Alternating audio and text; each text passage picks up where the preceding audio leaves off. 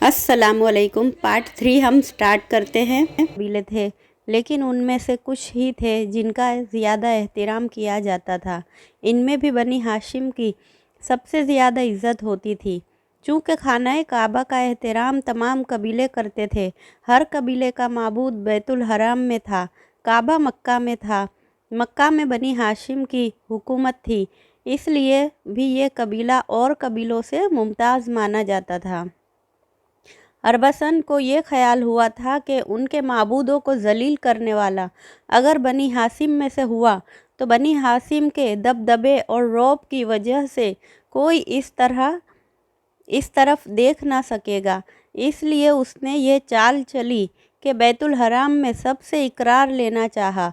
अरबों की एक ख़ास बात ये भी थी कि जो अहद व इकरार वो कर लेते थे उससे पीछे ना हटते थे, चाहे उसमें कितना ही माली और जानी नुकसान क्यों ना हो। तमाम अरबों ने झुक झुक कर अपने माबूदों का नाम लेकर अहद व इकरार किया कि वो अपने माबूदों को बुरा कहने वालों को कत्ल किए बिना न छोड़ेंगे, चाहे उनका ताल्लुक़ किसी कबीले से हो। सबके बाद में अबू लहब ने कहा, काहिन, तुम शायद कबीला बनी हाशिम की ओर इशारा कर रहे हो। मैं वादा करता हूँ कि अगर ऐसा हमारे कबीले में होगा तो सबसे पहले मेरी तलवार उसके सर पर चमकेगी। फिर अरबसन ने बताया, मेरा ख्याल नहीं बल्कि मुझे खोपड़ी बता रही है कि माबूदों को बातिल करार देने वाला बनी हाशिम में से होगा। देखो, सब देखो, उसका नाम भी खोपड़ी में लिखा हुआ है। अरबसन ने खोपड़ी मजमे के चारों तरफ घुमाई। सब ने देखा, खोपड़ी पर साफ लिखा हुआ था, मुहम्मद। सब इस नाम को देखकर हैरान रह गए। हज़रत मुहम्मद सल्लल्लाहु अलैहि वसल्लम अब्दुल्लाह के बेटे, अब्दुल मुत्तलिब के पोते, अबू लहब, हमज़ा, अब्बास और अबू तालिब के भतीजे थे।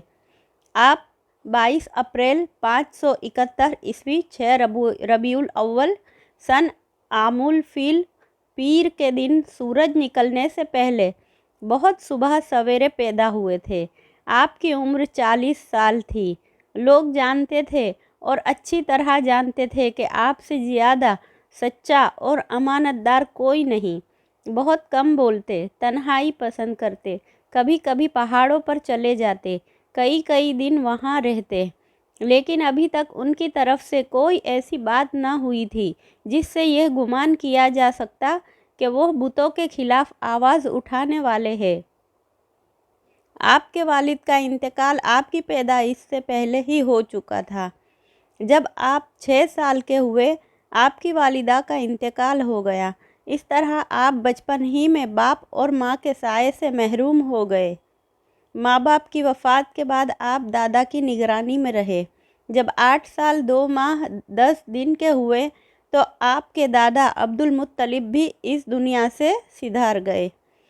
अब आपके चचा अबू तालिब आपके वली हुए। आप उनके पास रहकर 40 साल की उम्र को पहुँचे। यूँ तो पूरा अरब आपके अच्छे अखलाक और बर्ताव की वजह से आपको मानता था, लेकिन सबसे ज़्यादा अबू तालिब आपको मानते थे। अबू तालिब ने कहा, अरबसन, क्या तुम मेरे प्यारे भतीजे पर इल्ज़ाम लगाकर कोई फितना खड़ा करना चाहते हो? हरगिज़ ऐसा न करो, मैं इसे बर्दाश्त नहीं कर सकता। अरबसन ने कहा, हुजूर, मैं मुक़द्दस हुबल की कसम खाकर कहता हूँ कि मैं अपनी तरफ से न कुछ कह रहा हूँ न कर रहा हूँ। मेरा इल्म इस खोपड़ी के ज़रिए से जो मुझे बता रहा है वही कह रहा हूँ। अबू तालिब ने जोश में आकर कहा, तुम झूठे हो, तुमको हमारे ख़ानदान से कोई दुश्मनी है। इस दुश्मनी का गैब बदानी के पर्दे में निकाल रहे हो। अरबसन ने नरमी के साथ कहा, ऐ मक्का के सरदार, मेरी यह हिम्मत नहीं है कि हुजूर के ख़ानदान पर कोई इल्ज़ाम लगाऊं। हुजूर के ख़ानदान का पला हुआ हूँ, नमक खा रहा हूँ। मेरे दिलो दिमाग में दुश्मनी का ख्याल तक नहीं आ सकता। ज़रा सब्र कीजिए और देखिए खोपड़ी क्या कहती है। अबू तालिब खामोश हो गए। अरबसन ने कहा, देखिए, खोपड़ी एक बिंदी बनकर रह गई है। पर देखिए और ध्यान से देखिए, यह बिंदी खुदाओं को जलील करने वाले का नाम बनकर चमकेगी। सबने बिंदी को ध्यान से देखा। बिंदी फैलने लगी, फैलते फैलते नाम बनी और निहायत आबोताब से चमकने लगी। सबने देखा, ध्यान से देखा, हैरत से देखा, साफ और मोटे हरफों में मुहम्मद लिखा हुआ था। अरबशन ने कहा, तुमने देख लिया? अब सुनो, अगर तुम अपने माबूदों को खुश कर लो तो जो फितना पैदा होने वाला है वो दब जाए। अबू लहब ने पूछा, माबूदों को खुश करने का तरीका कौन सा है? कहा, ये खोपड़ी जवाब देगी। खोपड़ी अभी तक घूम रही थी। अब नाम गायब हो गया था और सिर्फ बिंदी ही बाकी रह गई थी। लोग इस बिंदी को बड़े ध्यान से देख रहे थे। बिंदी फिर फैलनी शुरू हुई और देखते देखते लफ्ज़ बन गई। सब ने पढ़ा। चमकदार लफ्ज़ों में लिखा था, कुर्बानी। सब डरे हुए और सहमे हुए थे। अरबशन ने कहा, तुम्हारे माबूद कुर्बानी चाहते हैं। कुर्बानी देकर आने वाले फितने से आपको बचा लो।